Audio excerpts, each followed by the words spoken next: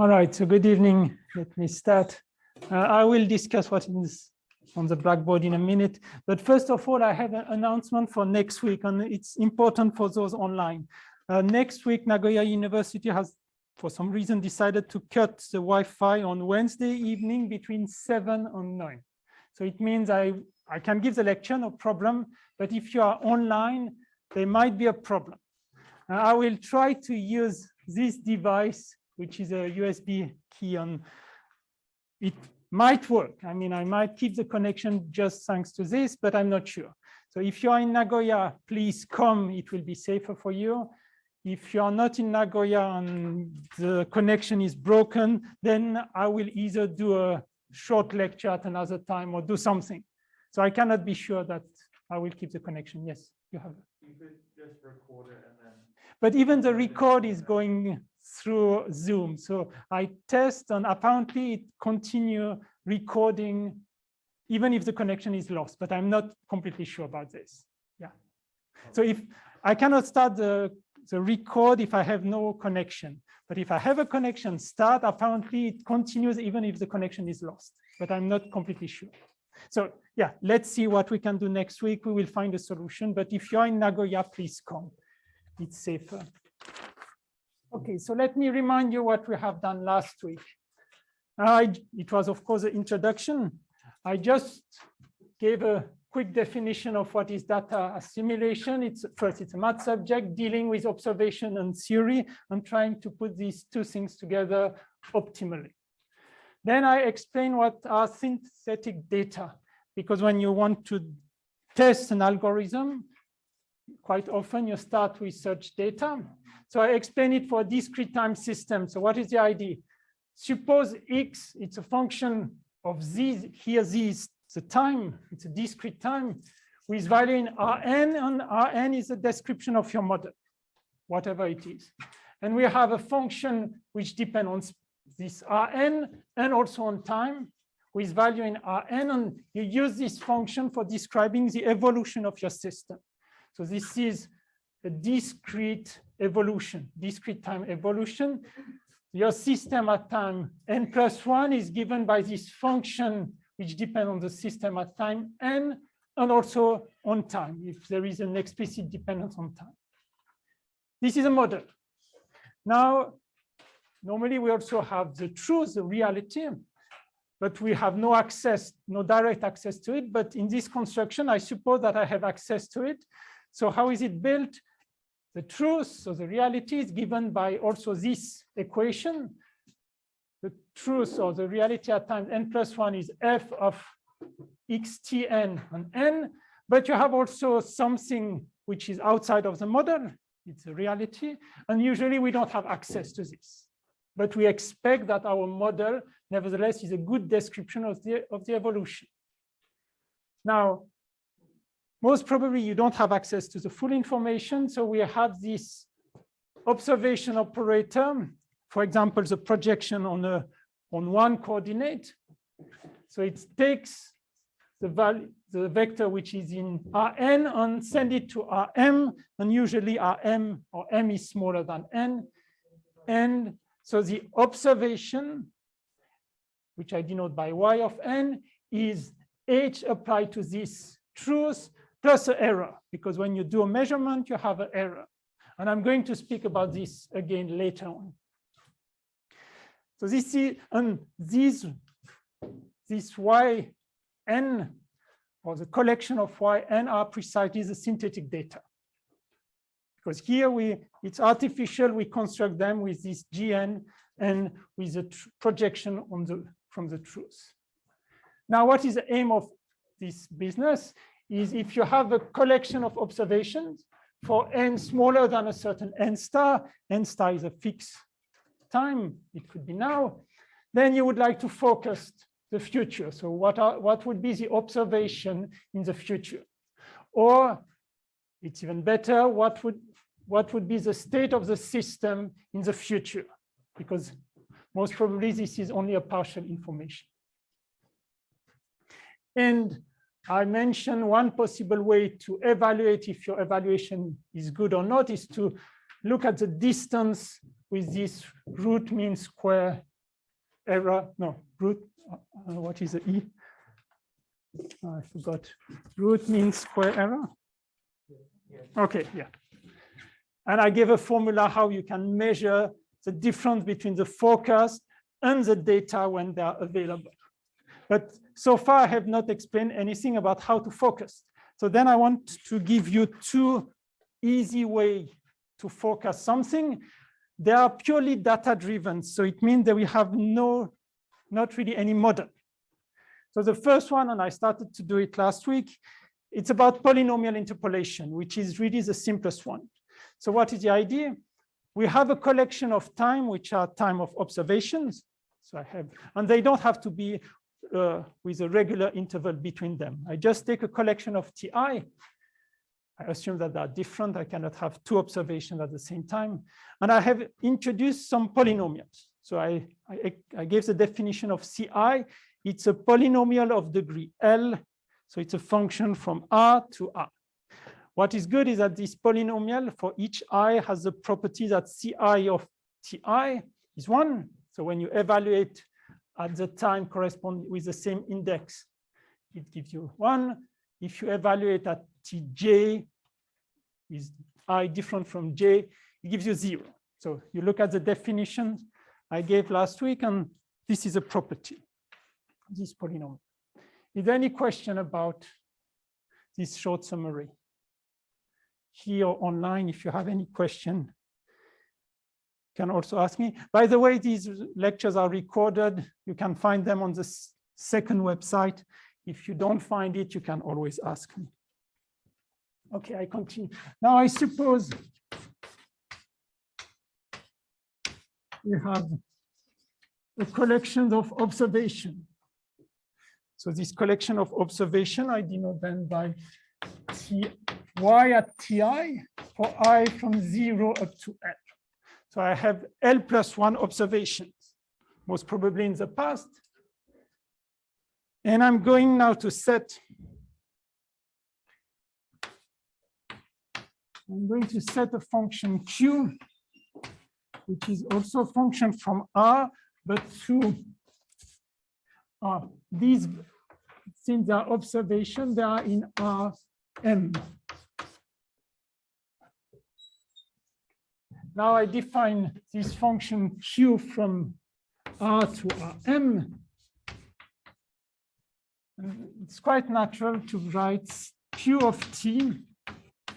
This is slightly more general than what I'm doing here, because I can consider even continuous time. But if I have a continuous time, I can also just look at some discrete points.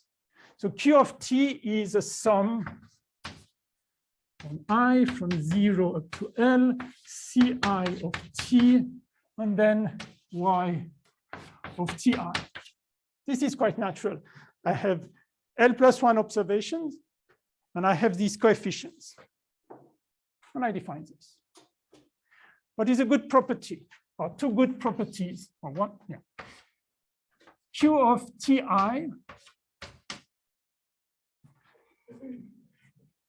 we use this property. Q of ti is y of ti, because one coefficient is 1, all the other one are 0. So if you think about it, I can only do a picture in one dimension, but we have T1, T2, and let's say 2 observations. We are just building, I'm cheating, but we are building a polynomial which goes through the point. At T1, it goes through the point y at T1 and through the point y at T2. And it's a polynomial of degree L, and it goes through L plus 1 points. Right. So if you think about it, if you have attended calculus 1, calculus 2, this Q is simply a curve in Rm, because it's a function of one variable with value in Rm. This is the definition of a curve. It's a curve in Rm passing through, it's passing through the point y ti at time at t is equal to ti. So it's a curve going through these, or passing through these L plus 1 point. Okay. So this is the simplest polynomial going through these L plus 1 points. And then simply by definition, then for any t inside R, we can set y at t, y focused at t, because I want to focus something. I'm just going to use q of t. This is the simplest focused. Of course, usually the result is not so good. So it doesn't perform well, but at least it's quite simple. Usually. It does not perform well.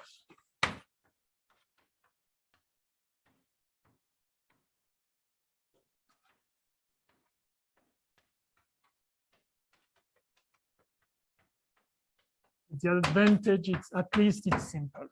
And you observe that we have not used any model. We have just used the data and a polynomial, but there is no model telling you how the system evolved. Right? I have written a small exercise.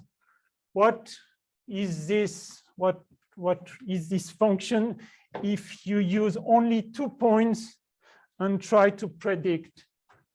If you have T1, T2, and T3, or T, simply I call it T. So if you have 2 observations and try to predict the next one, this is just a linear approximation, because by these 2 points, you're going to have a polynomial of degree 1, which is a line, and you end up with a linear approximation.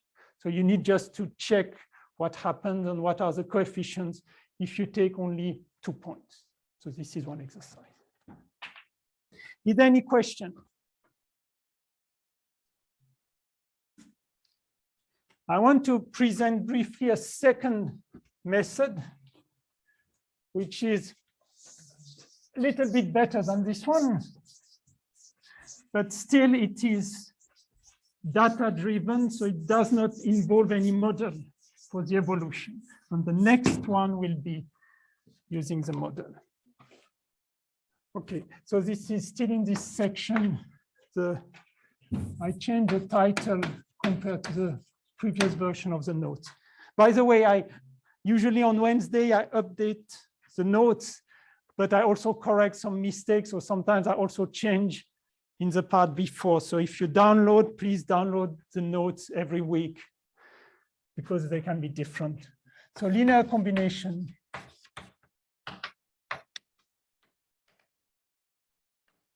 Is training set.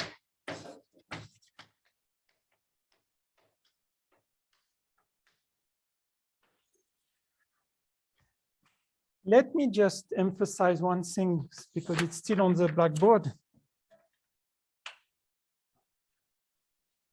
So as I already mentioned, these coefficients are polynomial of degree L, but look at these coefficients. These coefficients do not depend on the observation. They only depend on this collection of time, but not on the precise observation y at ti. So it means we have constructed a linear combination of observations. These are observations. It's a linear combination of observations, but the coefficients of this linear combination the coefficients do not depend on the value of the measurements. It's only a number which depend on the different time. And so we are going to use again this idea, construct a linear so do a forecast with a linear combination of the previous observations with coefficients which are independent of the measures. So we are going to keep this idea. And in this section, this is why I want to do it. So we keep idea of a linear combination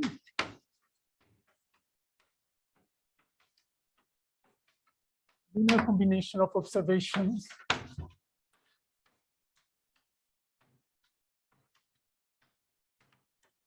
that improve whatever it means, but improve the coefficients.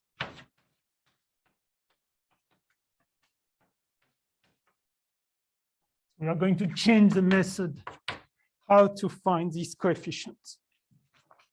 I will simplify a little bit the problem. Here, the observation were in M, I will consider M is 1. We can also do it in M dimension, but the formulas are a little bit more complicated. So suppose M is 1, and I also suppose this is more important. I plus 1 minus Ti is a constant, which means if you think about time, you take regular measurements. And this is what happens when you do an experiment. You take your measurements at a regular time. You don't take this time randomly. It's more complicated if you take them randomly. So I suppose that the interval between two measurements is constant. Of course, you interrupt me if you have any questions. So I want to keep this idea of a linear combination.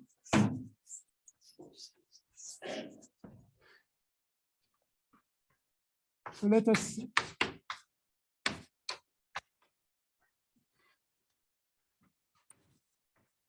The indices looks complicated, but this is not the important part.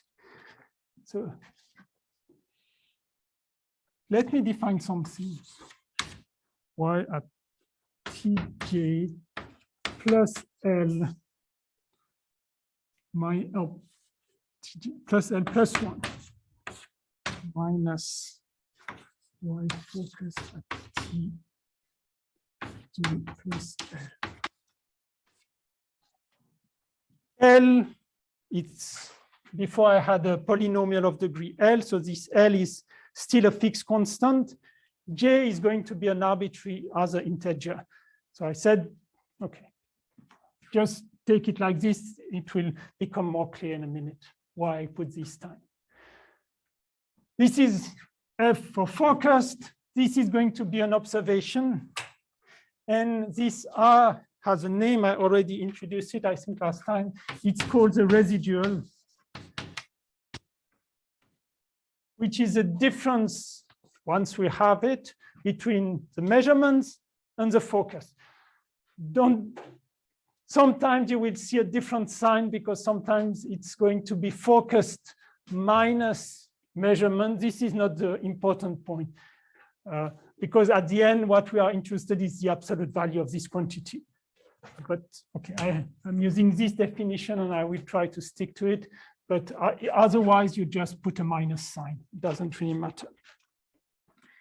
Okay, so I just copy this is Tj plus L plus 1. And now I'm using this ID. The forecast is going to be a linear combination I from 0 up to L of some coefficients. And I call this coefficient xi because I use x because they're going to be the variable times y at Tj plus L minus I. So look, it's in, yes, the focus at this time is a linear, I say it's a linear combination of L measurements done before. I subtract I from 0 up to L with some coefficients. These are unknown coefficients for now. Unknown coefficient. I use the same idea as the previous method.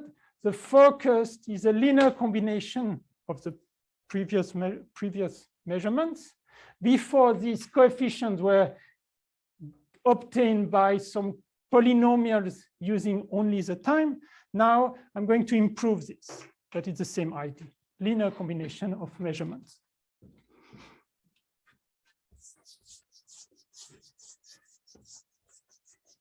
But of course, if I have just one equation, I cannot, if I have just for fixed J, I will not be able to say so much about this xi. So I'm going to write this equation many times. So now we suppose we have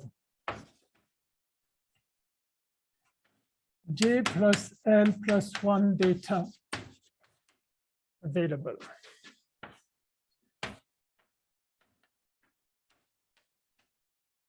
Where J and L, they are just integers. And I'm going to write this equation L plus 1 time. So set, or this set. So I'm going to use a matrix notation. This is R1 up to Rj. This is why I just use J arbitrary. Now I go from 1 up to a certain capital J. This is equal to, I need to copy this line J times. So if I write it in a matrix form, this is y at T1 plus L plus 1 up to y at Tj plus L plus 1. If I do a mistake, please let me know. This is the first entry minus, and I'm going to write it times the matrix applied to A0 up to XL. So you can see this is X0 up to XL, so it's going to be a linear combination of X0 up to XL. Now what is A? It's a matrix.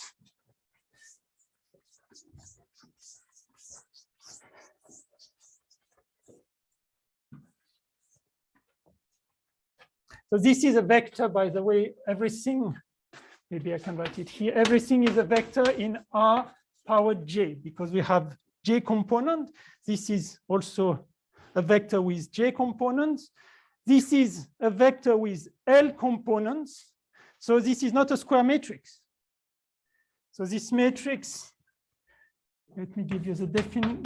I'm just copying this information. I don't do any mistake. We have Y at T L plus 1, Y at T L plus 2 up to Y at T L plus J. Then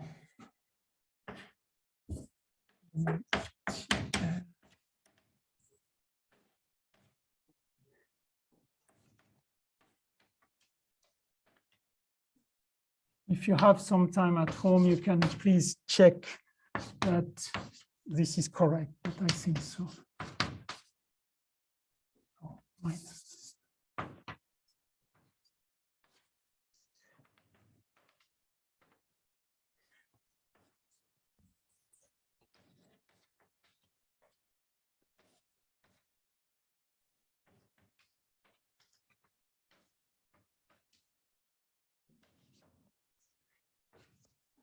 Okay, it's a big matrix, but if you check, this is a matrix which is of size. It's a matrix. Apparently, I did a mistake last week when I wrote the size of a matrix, so please check.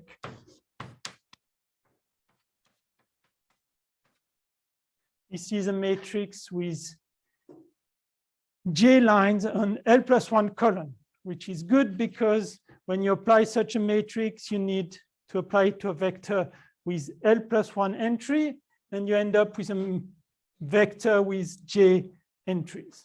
Okay, so at least the size is correct, and you can check that it corresponds to this relation for all J between 1 and capital J. So what is my, so if I write this in a matrix form now, and if I call this first vector, I'm going to call it B. This first vector is B. We have R is equal to B minus A and X. This is just a short notation for what I have written.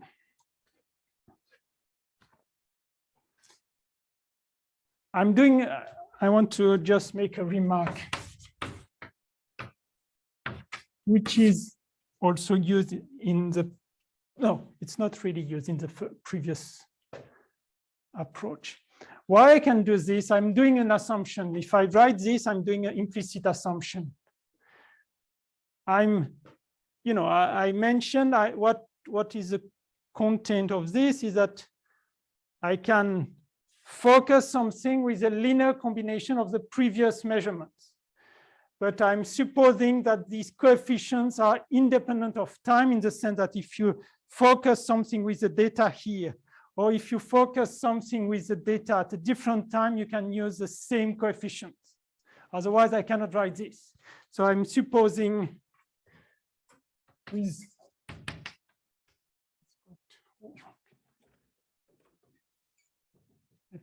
maybe you can open one or two windows.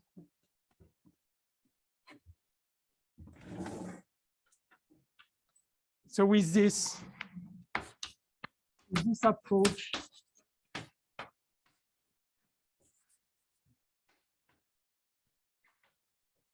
we assume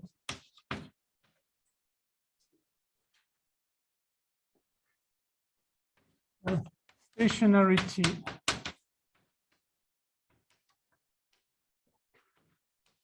of the time series. If you're first year and you don't understand this, it doesn't matter. If you're fourth year, you should have an idea about this. I'm doing, that this polynomial or this linear combination is valid at any time. You can just shift it in time. This is, otherwise I cannot write this. So there is an assumption. Okay, so we have this equation, and my aim is to find the best X, because X are these coefficients I want to determine. So our aim is to find best, whatever it means, the best coefficients.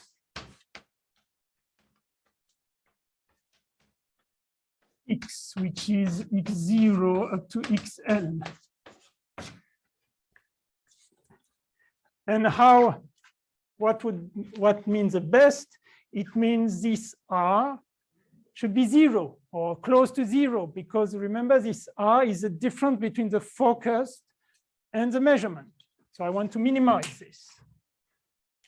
I want to minimize this residual.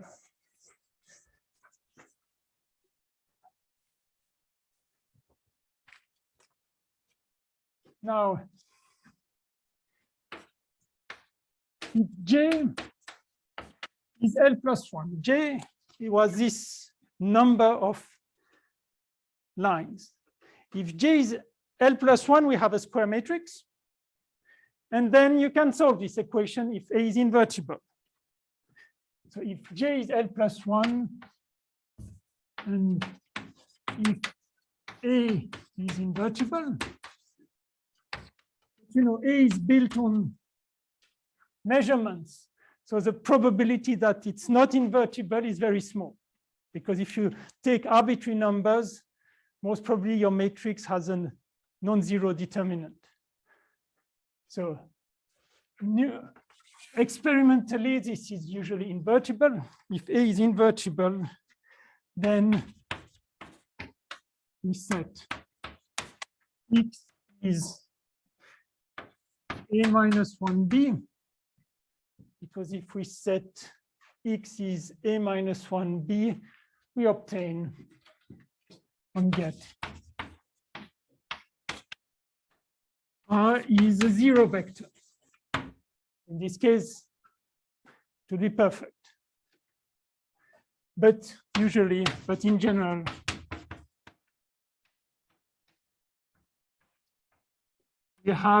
we don't want to have such a big matrix, or such a L should be small compared to L, because we want to define only a finite number of coefficients, or a small number of coefficients.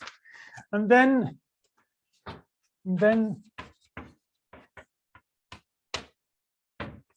is, again, there is in general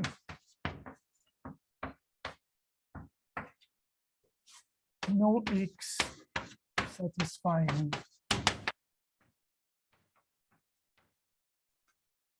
R is equal to 0. So you don't, in general, if you have J much bigger than L, the probability that you find an X such that this equation makes you 0 is very small. I haven't spoken about probability yet, but you can guess. So what we do in this case, we try to minimize still this R. And what does it mean? So as I already mentioned, we want to find the best coefficient X.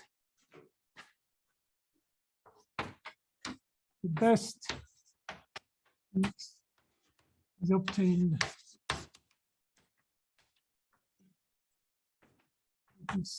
the best X is obtained by the method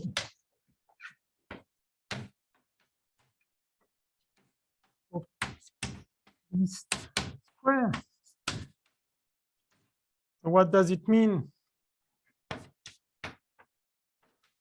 Insist in finding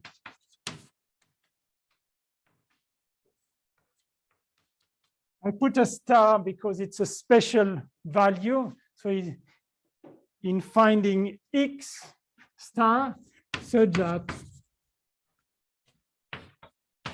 I will give a precise definition, such that R in norm square, it's a vector, so I can take its norm, its Euclidean norm, which is the norm of B minus AX star. No. Oh no, so just, no, it's better. It's finding X so that this is minimum. I'm not saying that it is 0, but I want to make it as small as possible. So this is an equation of X as a function of X. This R square, which is B minus A applied to X square, is minimum. So it means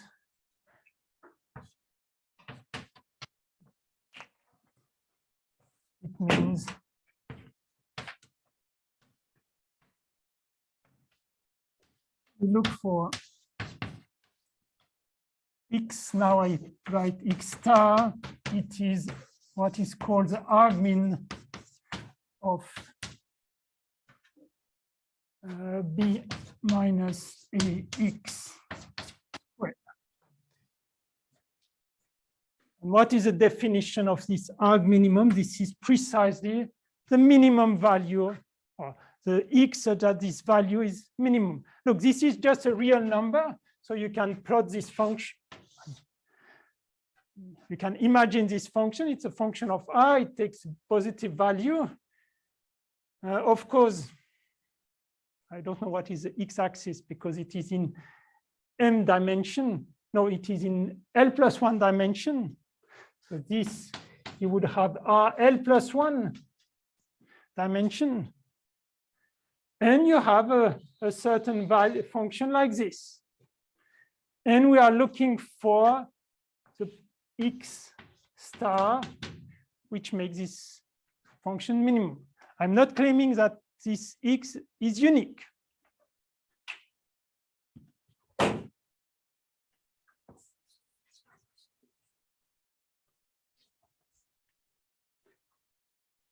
So be careful, but this is not a big problem.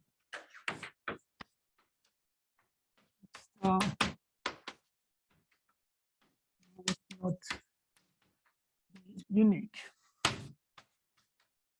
So it means you have a different set or different combinations of coefficients which minimize a certain quantity.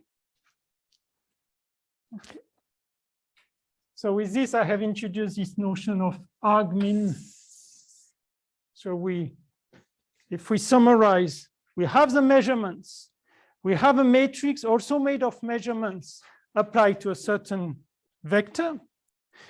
And we look for the x such that this quantity is minimum, which means that the difference between the forecast and the measurements is minimum. Right? And I have written another exercise. In some cases, you can find a unique solution for this problem. I don't want to go through this exercise now. If somebody wants to do it, please, I will do it and I would be very happy. It's a problem of calculus 2, essentially. How to find or what are the conditions so that you can find a solution to this problem, and it's a unique solution. So it's a minimization problem, and you know the gradient is going to play a role because when you look for a minimum for a function of L plus 1 variables, you need to look at the gradient has to vanish. Be careful when the gradient vanish, you could be here, or you can also be here. But there is an argument why, in this special case, if you find a solution, it's a minimum. So I let you do this exercise if you're interested, and then I will put it on the website. So the thing is, once the coefficients x star, it contains L plus 1 coefficients. Once the coefficient x star is found, we can set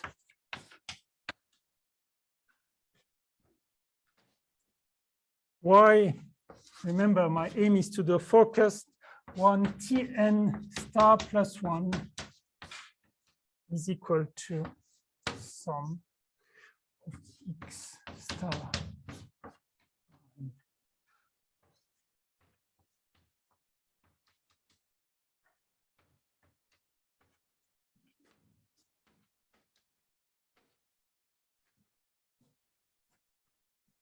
So now I have found the best coefficients with a certain procedure.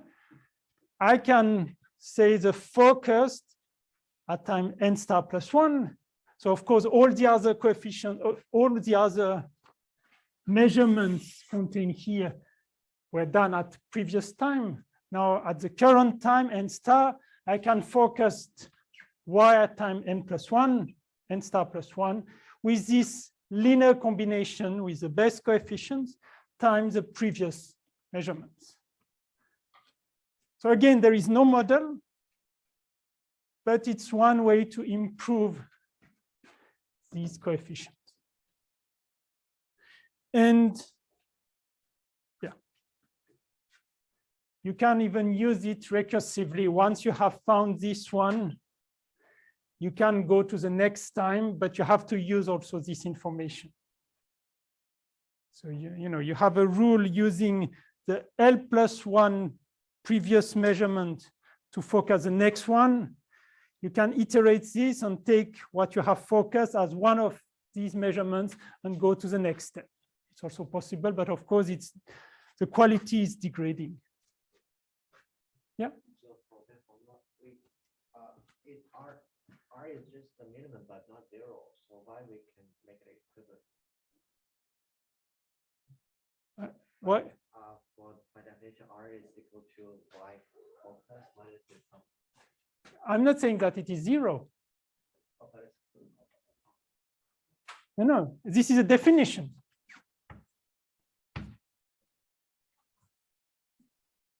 You're right.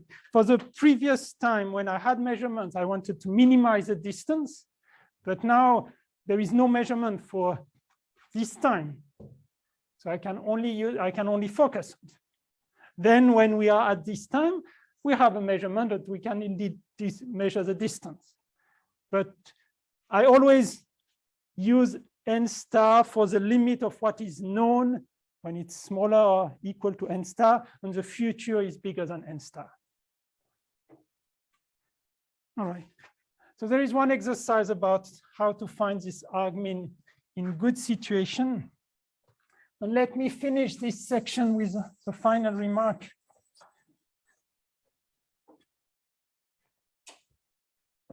And with one more exercise that cannot be done now, but probably in 2 weeks, if somebody is interested. These two approaches.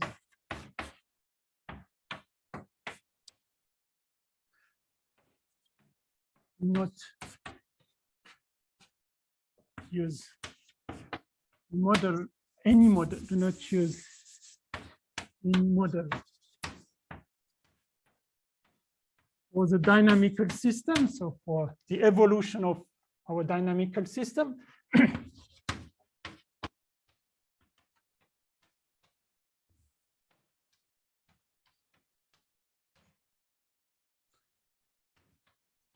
but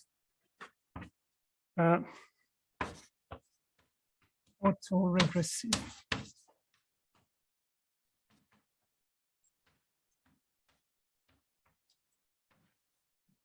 So what is this?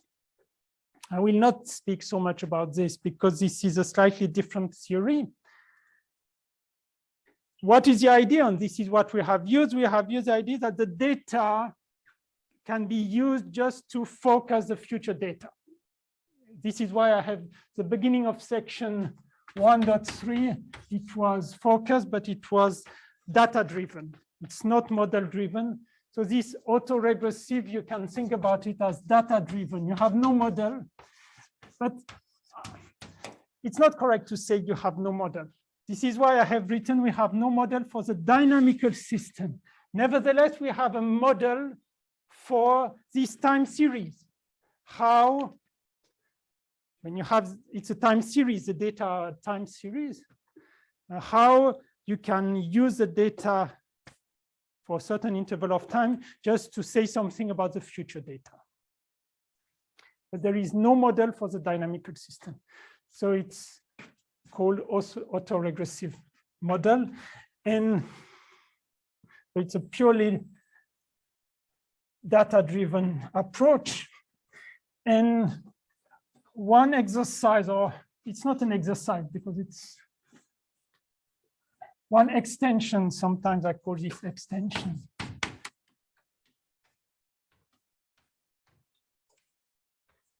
And Kiwen can give you, can tell you more about this. Study what is called ARIMA model. This is a model precisely used when you have a time series like this. You have a series of measurements. It's used also in economics. And you try to extract some information from your time series for forecasting the future. Why we cannot do it right now? It's because it involves probability. And I have not, I want to do at least one lecture on probability. But if you know something about probability, or after the lecture about probability, you can try to read what means ARIMA model, and it's quite interesting.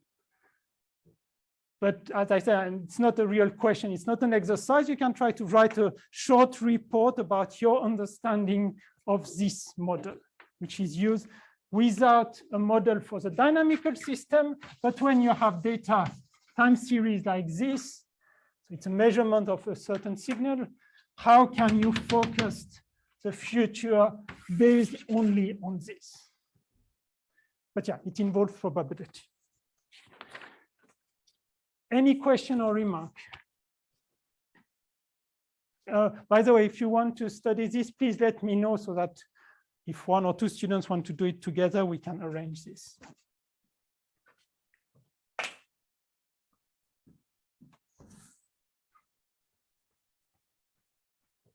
Now, the first model-driven focused. So this is the next section. Now it's the start of data assimilation in a certain simple model. So it's a model-driven. Oh, no, sorry, focused. Focusing. But now it's going to be model-driven. I have a model for the evolution. And I'm going to use the framework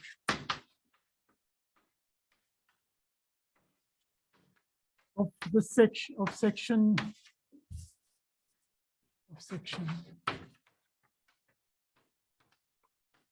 1.2 when I introduced synthetic data. So I use this framework. So I recall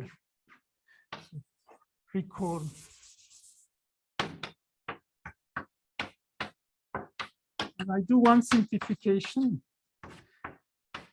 It's quite often used.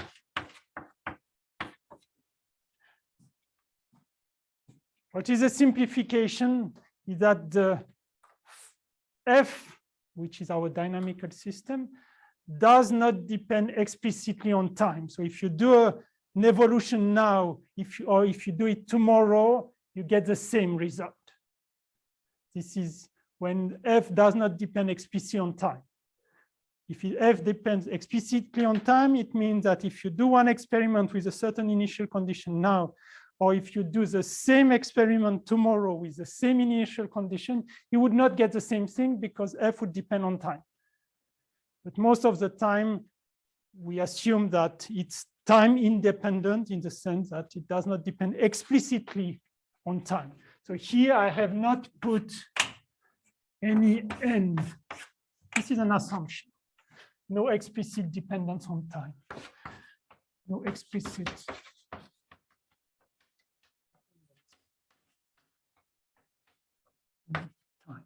On time. This is the meaning of this absence of n. And for F from Rn, this is what I already recall at the beginning.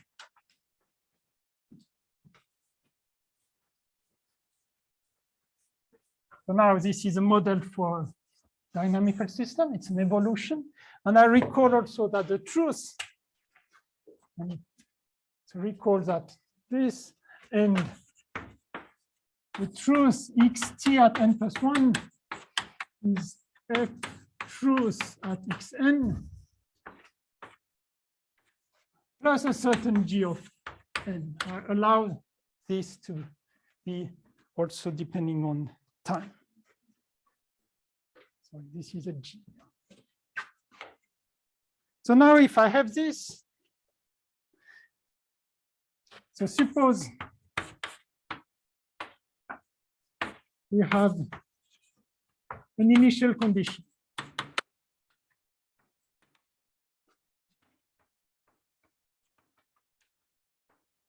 Now this initial condition, I'm going to call it x n star. I told you n star is the time now, or it's any initial condition. I suppose we have a known or given initial condition. We can set, or we set x at time n star plus k. I could put an F here because it's going to be a focus, but for simplicity, I don't put it. I usually put the F when about the focus of observation, not of the dynamical system. So this, by definition, is F at x n star plus k minus 1. This is this equation. But now x at n star plus k minus 1 is f of somebody. This is equal to f of x of n star plus k minus 2. By the way, k is a positive number. And if you continue, you get that this is f of f of f of f of x star, no, x of n star.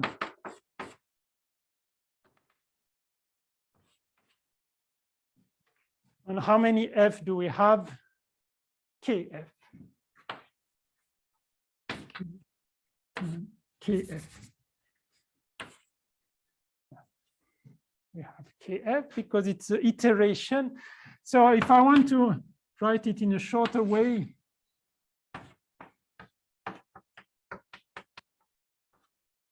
now we have a problem of notation. If I put Fk, this is misleading. Because if you think about sine square, it is sine square. It's not sine of sine. But what I want to have is sine of sine. So I'm going to write this notation, but I'm not sure you will find it. At some places you can find it, but at some other it will just be written Fk. You have to be careful. This means a composition, because this is a sign for composition like we have here. So it's a composition of k times f. So the definition of this f composition k is a previous line. This is composition. But as I said, sometimes you might see also Fk of x of n star. But yeah, this notation is a little bit misleading. So I will try to use the previous one, this one. And this is natural. If we suppose we have the initial state at time n star, with our model, we are going to focus simply by using iteratively this. This is the most natural approach. Now, what about the truth? But what is the truth at time x, no, at time n star plus k? I can use the definition for the truth.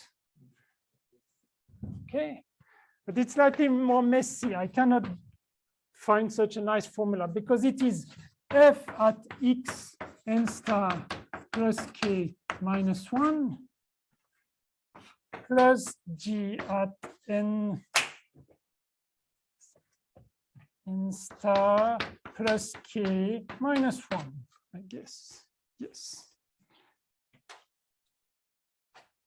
And now if I go on, I need to replace this.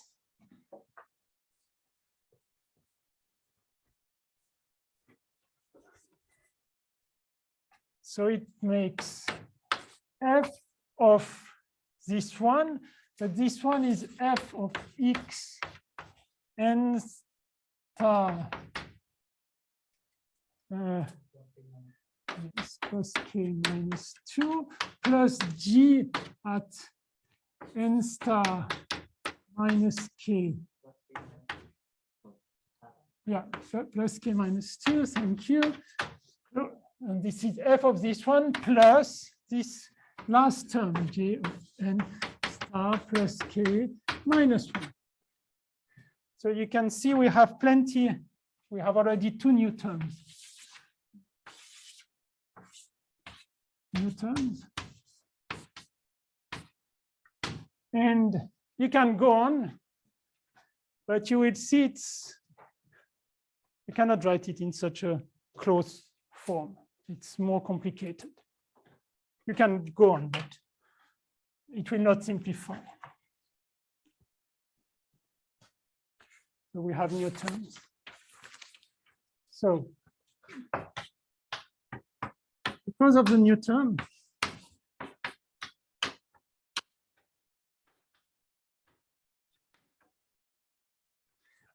and let's say in particular,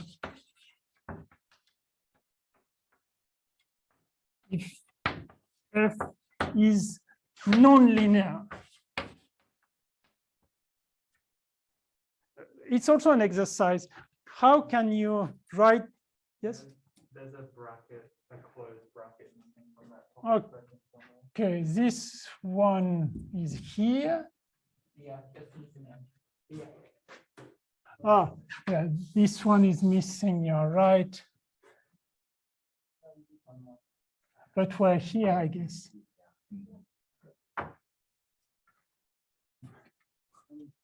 No. I'm No, not sure. no. You missed one on the after the second F because x of n star plus k minus 2, that's that one. You just solve it by one more. So this indeed here, Yes, and you don't need to throw from on the right. like this. Yeah, okay, thank you. Yeah, I was saying, if you suppose f is linear,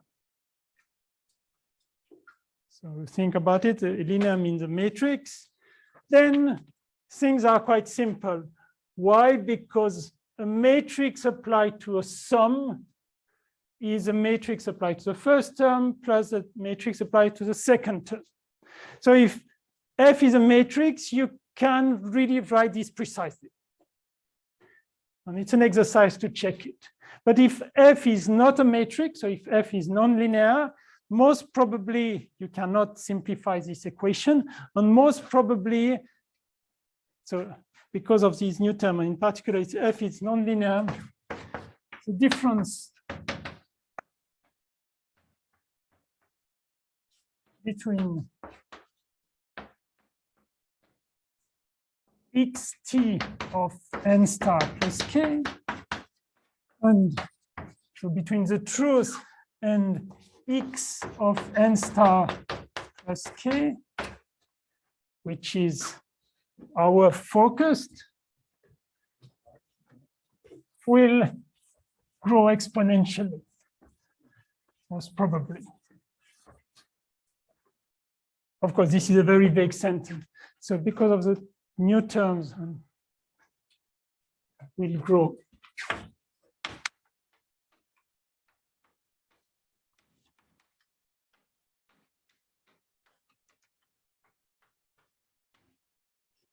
And unfortunately, at the level now, or what we know now, we cannot do anything against this exponential growth because we don't have one way to measure.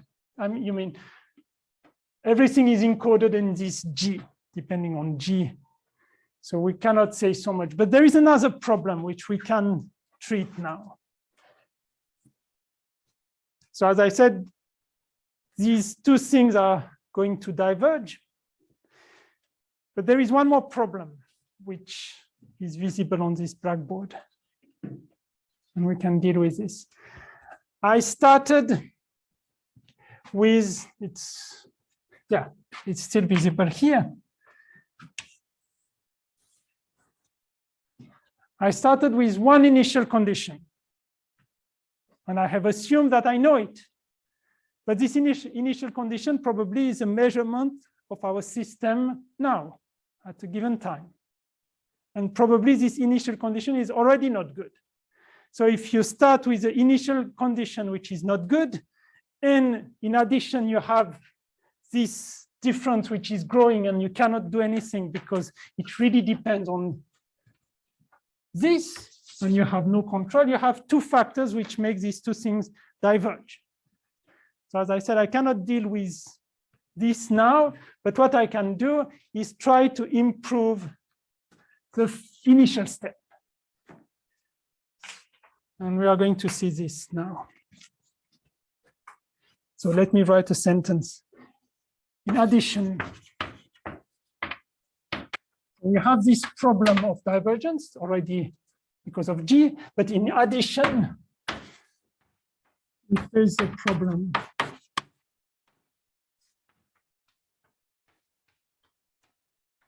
that x of n star, and everything is based on x of n star. If you look, if I continue writing this, I would end up with x of n star, and here it's already visible. But the problem with x of n star is not well known.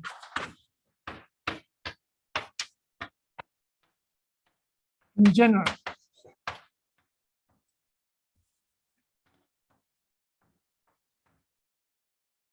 So we have started an argument on something which is already not well known. And of course, it makes a big problem because this initial mistake is going to grow as well.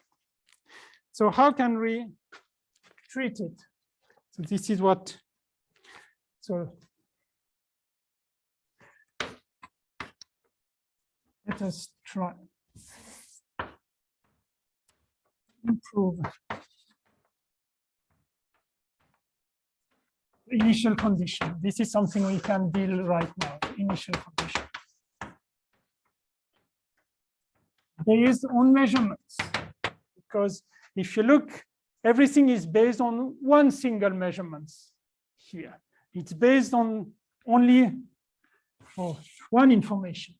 But if I have a collection of previous information, how can I improve this initial condition? So let's try to improve the initial condition using observations.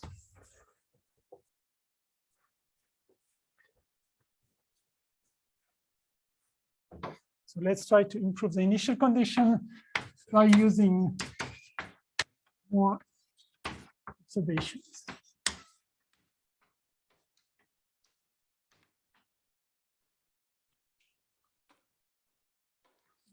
Okay. And I will also use the model. So assume, is there any question about what we are doing?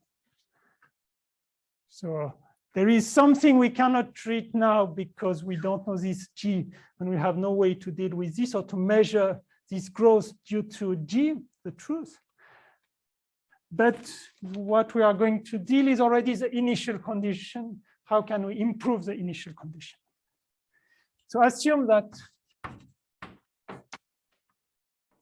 I have some data, y n star minus L plus I for I be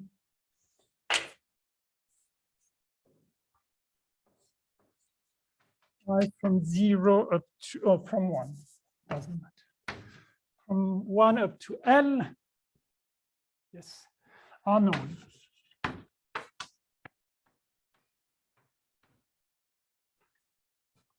So we will optimize initial condition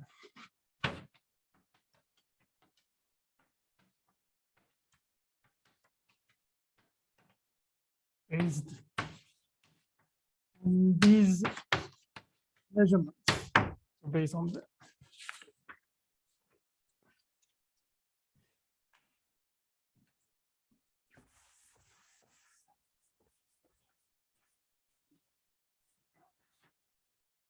I will again do one assumption, one simplifying assumption. Don't be surprised that I cannot treat always the most general situation. I mean, the most general situation, except writing an equation, probably I cannot solve anything. So at different points, you have to do some simplifications. But of course, depending on the problem, you have to find the good simplification. But since we are only at the lecture 2, I can still do one big simplification, and it's fine. So assume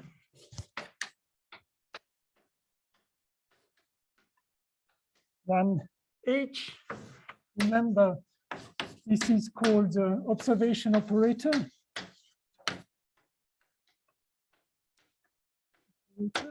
H from M. The first assumption is that the measurement is one-dimensional. This is not really necessary, but again, it's simplified. But the big assumption is that H is linear. We have implicitly 2 assumptions. But Kiwen, do you know if people are really using observation operator which are not linear? I think in most applications it's linear, isn't it? Maybe not.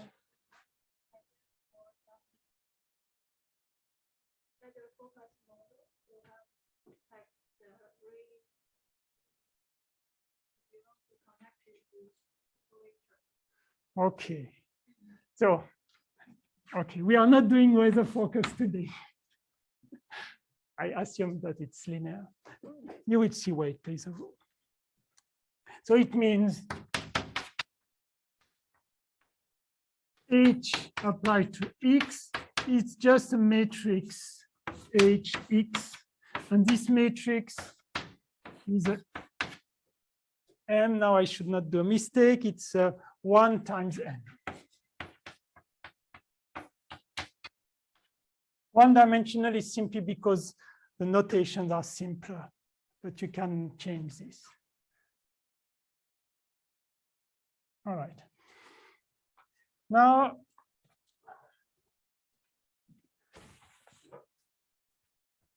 let me introduce one more object. Because we use the method of least square. We're using, again, method of least square.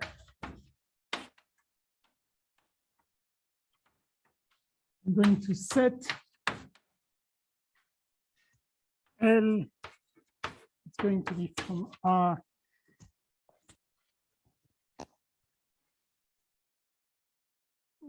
probably there is a mistake in my notes.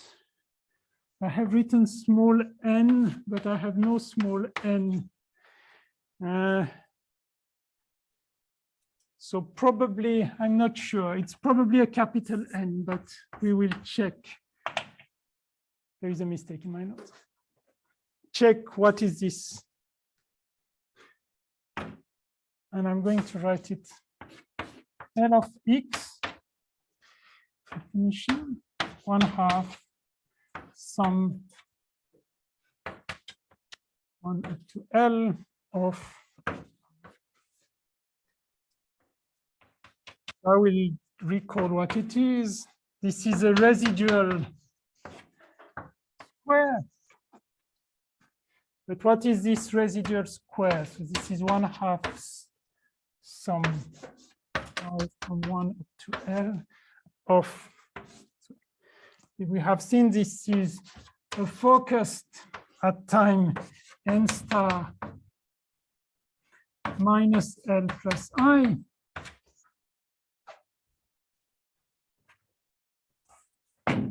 Minus an observation. So minus y at n star minus L plus I squared. So this is just the definition of the residual square. Now, what is the, I continue.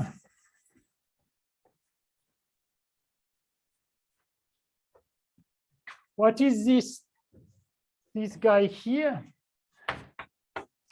1/2 a sum from 1 to N.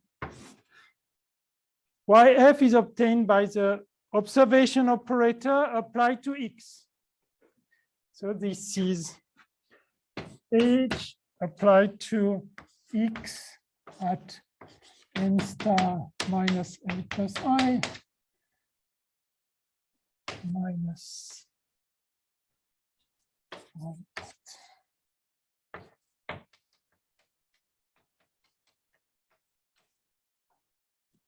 And here I have already used it just by the notation. If it is not linear, I would add a parenthesis, but I don't put a parenthesis because I assume that it is linear. And now what is this guy? It was written here. It is an iteration. This is f power OI of x of n star minus L.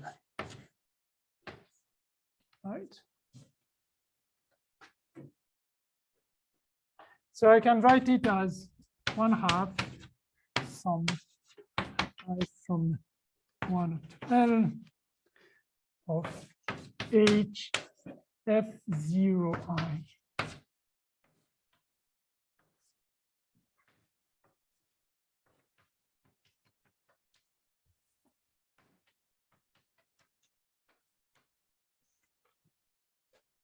With x is this.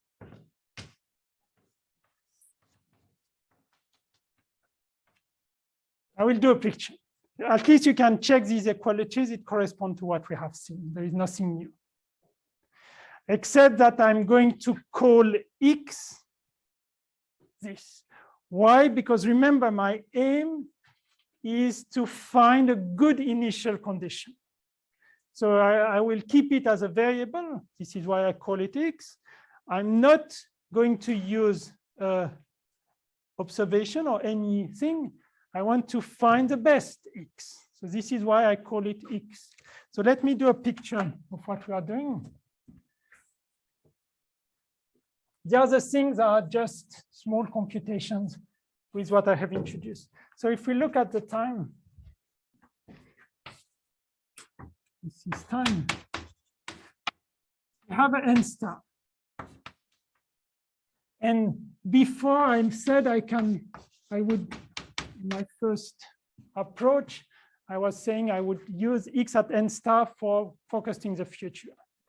Now I want to use, so we have here n star minus L plus 1, n star minus L. I'm going to use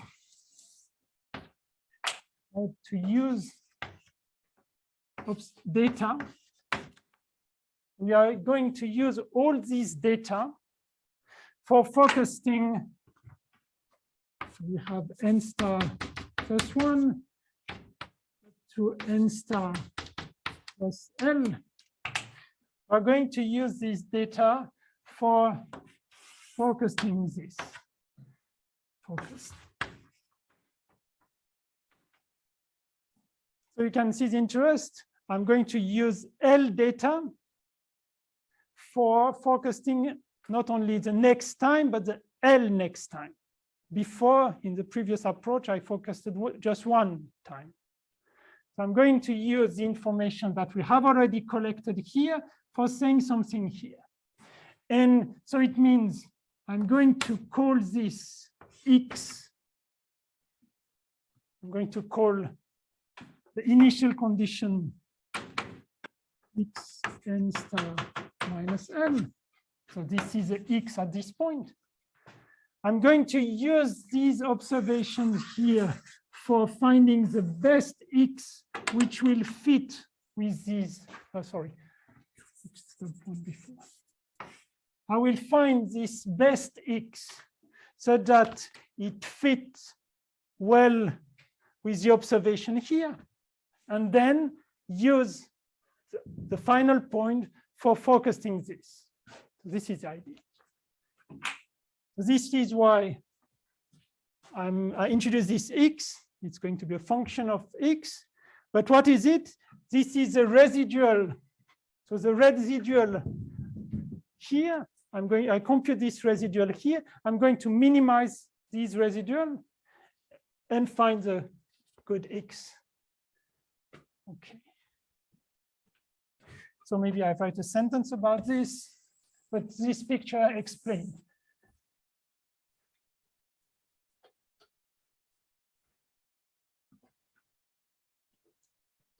So we look for X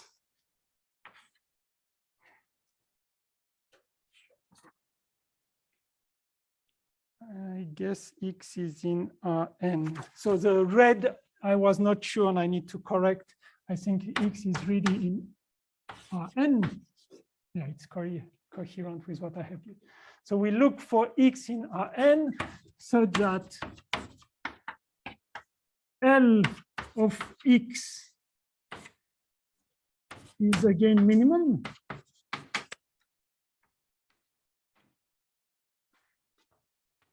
Then use X, which we are going to find at n, X at n star, but obtained from this scheme. So use this for a better initial condition. I will explain it again when we arrive at this point for a better initial condition. This is what we are now doing. Is there any question? Here or yes. So in this case, Speak louder just so that the other people can also hear. oh, pardon. Then so here, the X at n star is not our observation, but is Yes. quote unquote X. predicted Yes, now sure. that we take from the quote unquote best possible initial Yes. condition in the past. This X at n star is not going to be an observation. It's going to be the best point obtained from all the previous information. Yes, it will. I will have to introduce a better notation later on. In fact, I will have to use A, but I have not introduced this A. But yes, it is the analysis. Indeed, we are going to use XA, but since I have not introduced it, I will do it later. Okay, so how now it's again a minimization problem. I have L and I want to minimize it, but it's much more difficult than before, because if you think about it, I have written before this, just make a parenthesis, Fi of X. In the formula of L, we have a sum of things like this. So X appears not in a quadratic form like I did the minimization problem before. It was quite simple. Now it's much more involved. So we will see it in a second. So it's really much more complicated than what I have done up to now. Okay. But I can still continue. So there is a paragraph explaining why it's much more complicated. So we look for X star in Rn so that gradient L at X star is 0. Or maybe it will not be 0, but it's close to 0. We will see them later. But essentially, let's say it's 0. If it is an exact extremum, it would be 0, but most probably I will have to use an algorithm for finding it, and it will not be exactly 0, but close to 0. But we have to be careful. Again, this condition is not sufficient because the local maximum. So we have to be careful, this condition is not sufficient. Okay, so I need to compute this. And we can just start the computation. Of course, if you're in first year, some of these things with function of n variables are more involved. We still have a couple of students from first year. So just accept a few results and you will see them later. You can always come back to this. So what is the gradient of L at X? This is what I need to compute. So it's a gradient of 1/2 of this sum. Oh no, first, no, sorry. I compute just one term first. Let us compute. I don't need to use the sum all the time. Let us compute. Let me look at one term. Gradient of 1/2 of HF compose I times X minus Y at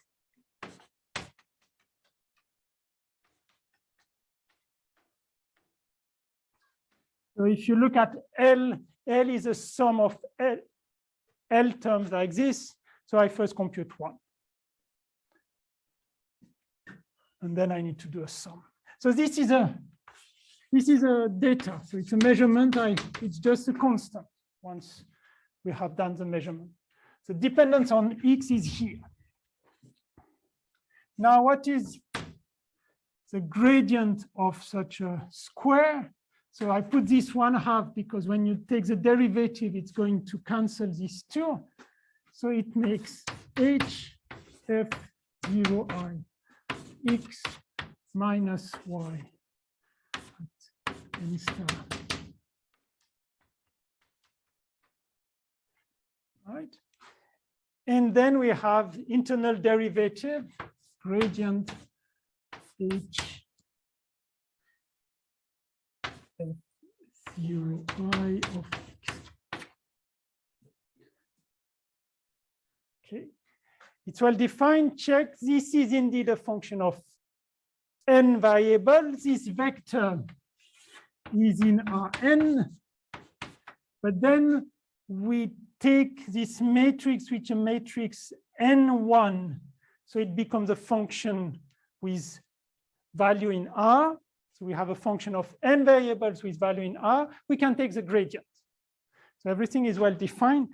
I don't do one step, but please either look at the notes or it's good to do it by yourself. It takes you 5 minutes. This H can be written as it's a line vector. So I can write it as H1, H2, up to Hn. It's a matrix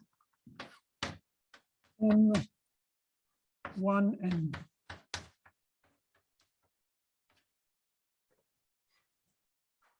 So I don't do one step, but if you do this missing step, first you observe that this expression is nothing but minus what I call this residual at n star minus I. The minus sign again is not important. It depends how you define the residual. So it gives you minus R at n star minus I times this gradient of this. And this is a part I don't show you. It makes Jacobian matrix of this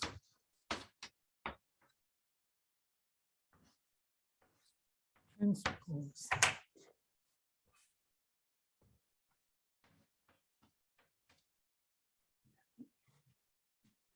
So let me just check that it's well defined, but again, you can do the missing part.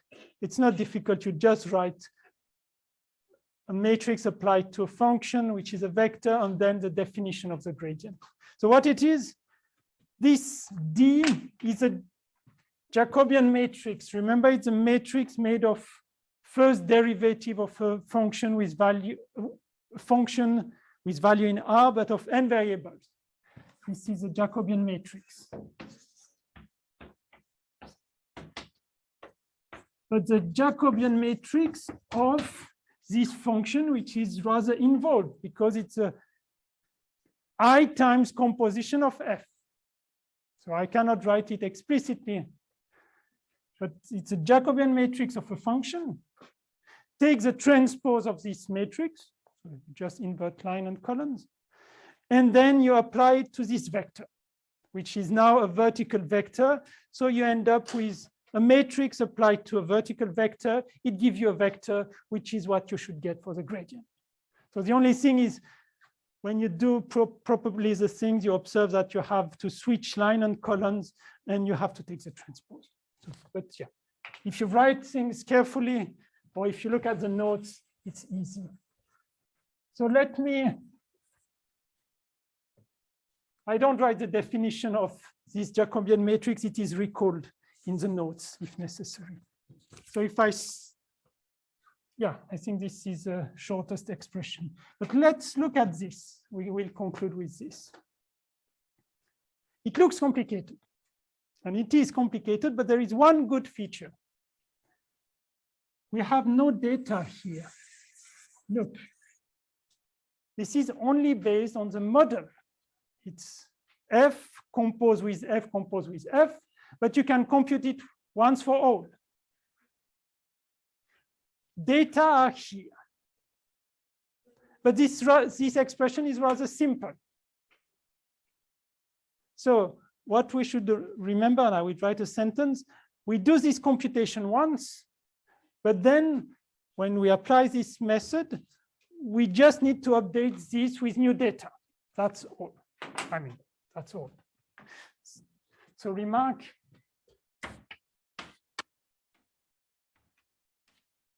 And let me give a name. So I call this factor, let me call it 1.